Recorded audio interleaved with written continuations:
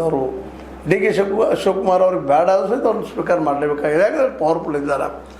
ಅದ್ರ ಜೊತೆಗೆ M B ಪಾಟೀಲರು ಅವರು ಸಹಿತ ಎಂ ಬಿ ಪಾಟೀಲ್ ಸಿದ್ದರಾಮಯ್ಯರಿಗೆ ಬೇಕಾದಂಥವ್ರು ಇದ್ದಾರೆ, ಅವ್ರನ್ನ ಬಿಡಲಿಕ್ಕೆ ಬರದಂಗದ ಅವ್ರನ್ನ ತೊಗೊಂಡಿದ್ದಾರೆ. ಮುಂದೆ ಜಮೀರ್ ಅಹಮದ್ ಖಾನ್ ಅವರು ಅಷ್ಟೇ ಸಿದ್ದರಾಮಯ್ಯ ಕಡೆ ಇದ್ದಂಥವ್ರು. ಆದರೂ ಅಧಿಕಾರ ಬೇಕಾದ್ರೆ ಬೇಕಾದ್ರೆ ಹೊರಡುವಂಥ ಮನೋಸ್ಥಿತಿ ಅವರು.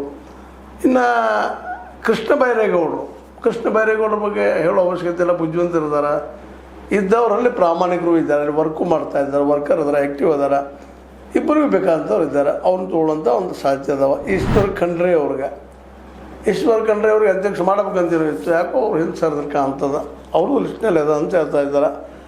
ಮುಖ್ಯವಾಗಿ ಪ್ರಿಯಾಂಕಾ ಖರ್ಗೆ, ವಿಶೇಷವಾಗಿ ಇದು ಡಿ ಕೆ ಶಿ ಅವ್ರ ಕಡೆಯಿಂದ ಅಂದ್ರು ಒಡ್ಡಿ ಇಲ್ಲ ಬೇಡ, ನಮ್ಮ ಮಲ್ಲಿಕಾರ್ಜುನ ಖರ್ಗೆ ಅವರಿಂದನೂ ಆಗಿರ್ಬೋದು, ಅವರಿಂದ ಬಂದಂಥದ್ದು ಆಗ್ಯದ.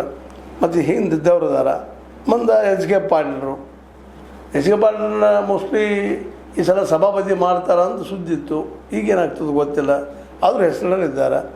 ಮತ್ತು ಅವ್ರ ಜೊತೆಗೆ ಎಚ್ ಕೆ ಪಾಟೀಲ್ ಜೊತೆ ಸತೀಶ್ ಜಾರಕಿಹೊಳಿ ಹೆಸರು ಕೇಳಿ ಬರ್ತದೆ. ಬಟ್ ಈ ಡೆವಲಪ್ಮೆಂಟ್ ನೋಡಿದಾಗ ಇವರಿಗೆ ಅಧ್ಯಕ್ಷರು ಮಾಡ್ತಾರೋ ಅಥವಾ ಮಿನಿಸ್ಟರ್ಶಿಪ್ ಕೊಡ್ತಾರೋ ಅನ್ನೋದು ಇವತ್ತು ಚರ್ಚೆ ಅದ. ಸ್ವತಂತ್ರವಾದ ಮೀಡಿಯಾಗೆ ಬೇಕಾಗಿರುವುದು ಸ್ವತಂತ್ರ ಧ್ವನಿ. ಆ ಸ್ವತಂತ್ರ ಧ್ವನಿ ಉಳಿಸಲು ನೀವು ಮಾಡಬೇಕಾದದ್ದು ಇಷ್ಟೇ. ಅದೇನಪ್ಪಾ ಅಂತಂತಂದ್ರೆ ನಿಮ್ಮ ಕೈಲಾದಷ್ಟು ಸಹಾಯ ಈ ಚಾನಲ್ಗೆ ಮಾಡಿ ಹಾಗೂ ನಿಮ್ಮ ಧ್ವನಿಯನ್ನು ಕಾಪಾಡಿಕೊಳ್ಳಿ. ಇದು ಹಿಂದಿನ ಸರ್ಕಾರದಲ್ಲಿಂದು ಇವರು ಪ್ರಬಲ ಪ್ರತಿಸ್ಪರ್ಧಿ ಆಗಿದ್ರು CM ಪೋಸ್ಟಿಗೆ.